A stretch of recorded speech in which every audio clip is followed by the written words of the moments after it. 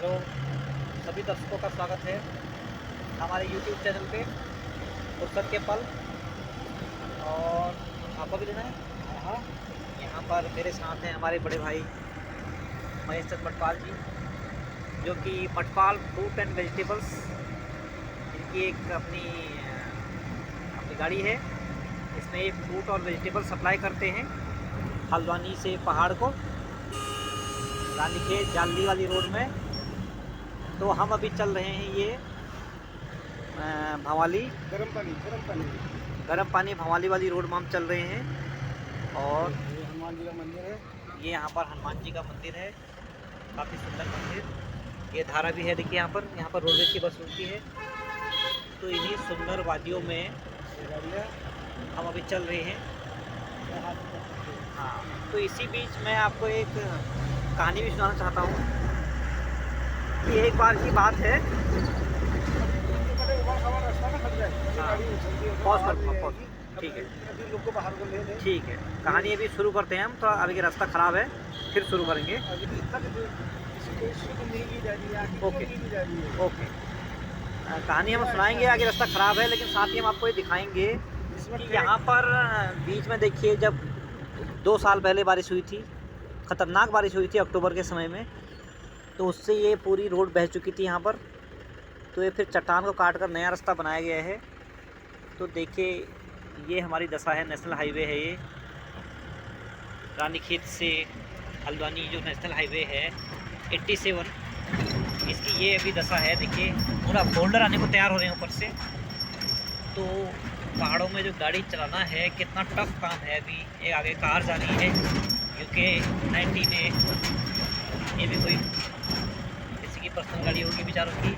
ये देखिए नीचे कितने बड़े नदी के पत्थर दिख रहे हैं, कितने बड़े नदी के पत्थर दिख रहे हैं। देखिए, तो यहाँ से ये एक तरह से उद्गम हो रहा है इस नदी का, क्योंकि आगे जाकर फिर ये कैरना में मिल जाती है आपकी, वो कोसी नदी से मिल जाती है। तो ये यहाँ पर हालत है। तो अब हम आपको कहानी शुरू बनाते हैं कि कहानी इस तरह से है कि एक बार की बात है, एक लड़का था, उसकी इनकम थी 10,000 रुपया। और 10,000 रुपये जब उसकी इनकम थी, तो उसका एक दोस्त भी था, उसका जिगरी दोस्त था वो बचपन का। तो उसका, जिस लड़के की मैं कहानी सुना रहा हूँ, उसका नाम था रमेश, और जो उसका जिगरी दोस्त था उसका नाम था सुरेश। तो क्या कहते हैं, सुरेश ने कहा रमेश से कि यार रमेश, तू मेरे बचपन का दोस्त है, तेरी इनकम ज़्यादा तो नहीं है, लेकिन लड़का ठीक है, तो मैं अपनी बहन की शादी तुझसे करना चाहता हूँ। लेकिन जब रमेश ने ऐसा सुना, तो उसने कहा, यार देख सुरेश, मैंने किसी पंडित को, ज्योतिषी को अपना हाथ दिखाया था, और जो मैंने हाथ दिखाया था, तो पंडित ने मेरे कहा था, बेटा तेरी किस्मत में ज़्यादा पैसा नहीं है, तेरी किस्मत में केवल यही 10,000 रुपये ही है पूरी ज़िंदगी भर भाई। तो तू देख ले, तेरे को इसी के साथ एडजस्ट करना है।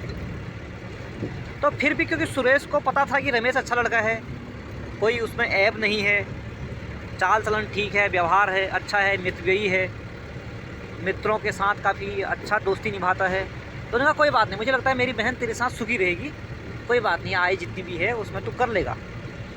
तो उसने अपनी बहन की शादी करवा दी, सुरेश ने अपनी बहन की शादी रमेश के साथ करवा दी। तो जब करवाई, तो देखा कि शादी के ही 6 महीने के अंदर रमेश का प्रमोशन हो गया और उसकी सैलरी हो गई 30,000। उसने कहा ये कैसे हो गया, क्योंकि ज्योतिषी ने बताया था तेरी किस्मत में आजीवन 10,000 रुपये है। तो वो भागा भागा गया ज्योतिषी के पास और उससे कहा, ज्योतिषी जी क्यों झूठ बोलते हो, लोगों को क्यों बेवकूफ़ बनाते हो, तुमने तो कहा था कि तुम्हारी किस्मत में 10,000 रुपया है। तो ज्योतिषी ने उसकी कुंडली देखी, ग्रह मिलाए, उसने कहा ये जो 10,000 तेरे को एक्स्ट्रा मिल रहा है, ये तेरी घरवाली की किस्मत का है, ये तेरी जो नई लड़की तेरी किस्मत में, तेरी ज़िंदगी में आई है, ये उसकी किस्मत से तेरे को जो 10,000 एक्स्ट्रा है वो मिल रहा है। उसने कहा अच्छा बड़ी बात है, फिर चलो कोई बात नहीं, अच्छी बात है, खुशी खुशी चल दिया हो। फिर अपना अच्छे से कर्म करने लग गया। काफ़ी ईमानदार लड़का था, मेहनती था, मेहनत करता रहा। कुछ 2 साल के बाद उसको घर में एक कन्या की प्राप्ति हुई, और जैसे ही कन्या रत्न की प्राप्ति हुई, अगले 4 महीने के अंदर ही उसको 10,000 का और प्रमोशन हो गया। ठीक है, मतलब वो अगर वहाँ एज ए वर्कर था अपनी कंपनी में, तो वहाँ सुपरवाइज़र बन गया। अब 30,000 लेने लग गया है लड़का। तो फिर ज्योतिषी के पास गया, उसने कहा आपने तो कहा था तेरी किस्मत में ज़्यादा पैसा है ही नहीं, और पहले मेरी 10,000 की वो प्रमोशन हुआ और फिर हो गया प्रमोशन इन 2 सालों में। तो उस ज्योतिषी ने फिर उसकी कुंडली देखी, फिर सितारे मिलाए, तो उन्होंने कहा बेटा ये तेरी किस्मत का पैसा नहीं आ रहा है, ये जो कन्या रत्न तेरे घर में आया है ये उसकी किस्मत का पैसा है। तो वो बड़ा खुश हुआ, उसने कहा अच्छा बढ़िया, खुश हुआ। फिर और काम करने लग गया, और मेहनत से काम करने लग गया। अच्छा लड़का था, ऐब नहीं था, व्यवहार अच्छा था। तो फिर जैसे ही करा, तो फिर 3 साल के बाद उसके घर में एक पुत्र रत्न की प्राप्ति हुई, और जैसे ही पुत्र रत्न की प्राप्ति होती है, अगले 2 महीने के अंदर फिर एक प्रमोशन हो जाता है। अब बंदे की सैलरी हो गई है 40,000, बड़े सारे काम बन रहे हैं, घर भी बना लिया, एक गाड़ी भी खरीद ली, अच्छा खासा बड़ा सुख से जीवन व्यतीत हो रहा है। तो फिर गया वो ज्योतिषी के पास कि ज्योतिषी जी आपने तो कहा था तेरी किस्मत में पैसा है ही नहीं, और अब तो मेरे को फिर प्रमोशन हो गया। उसने कहा बेटा अब जो ये तेरे को 10,000 रुपये प्राप्त हुआ है, ये तेरे पुत्र की किस्मत का प्राप्त हुआ है। वो अपने साथ अपनी किस्मत लेके आया है तेरी, और जो ग्रह मिले हैं तेरे ग्रहों के साथ, तब जाके तेरे को ये प्राप्त हो रहा है।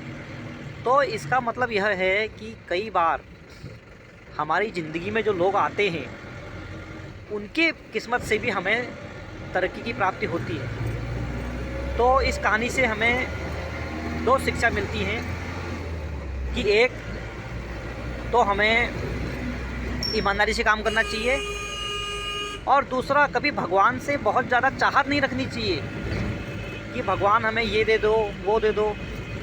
वो मालिक तुम्हारी दिक्कतों को तुमसे ज़्यादा जानता है, और तुम अपना भलाई किए जाओ, अच्छे कर्म किए जाओ, वो तुम्हें तुम्हारे को जब जो कुछ देना है वो देता जाएगा। तुम बस है कि ईमानदारी से काम करो, ईमानदारी एक अच्छी नीति है।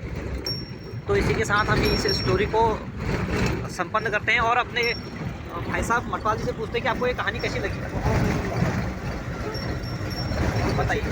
हाँ मटवाल जी, हाँ क्योंकि इनको बातें करने का थोड़ा सा करते तो बहुत अच्छा है ही है, हाँ इसीलिए हमने इनसे कहा कि तुम ये वीडियो भी बनाओ, हाँ। और ये पहाड़ का बहुत सुंदर दृश्य को दिखाओ, हाँ क्योंकि ये छुट्टियों में के पल तुमने यहाँ काटे हैं, हाँ, और जिससे तुम्हें लगेगा कि मैंने टूर बनाया। एक याद हो गई। हाँ ये तो ये कहानी हम अपने YouTube चैनल पर पोस्ट करेंगे। अभी हम इनको अभी उधर कैंची का मंदिर भी दिखाते हैं, वहाँ महाराज जी के दर्शन भी करवाएंगे, गाड़ी से ही करवाएंगे। हाँ, अभी हम गाड़ी से कैंची के मंदिर के दर्शन भी कराएंगे आपको। क्योंकि हमको मालूम है कि गाड़ी से एक एंगल उसमें ऐसा है कि जहाँ से हाँ सीधे महाराज जी के दर्शन होते हैं। हाँ बिल्कुल अभी हम आपको दिखाएंगे। दिखाएंगे। चलिए, ओके। ओके।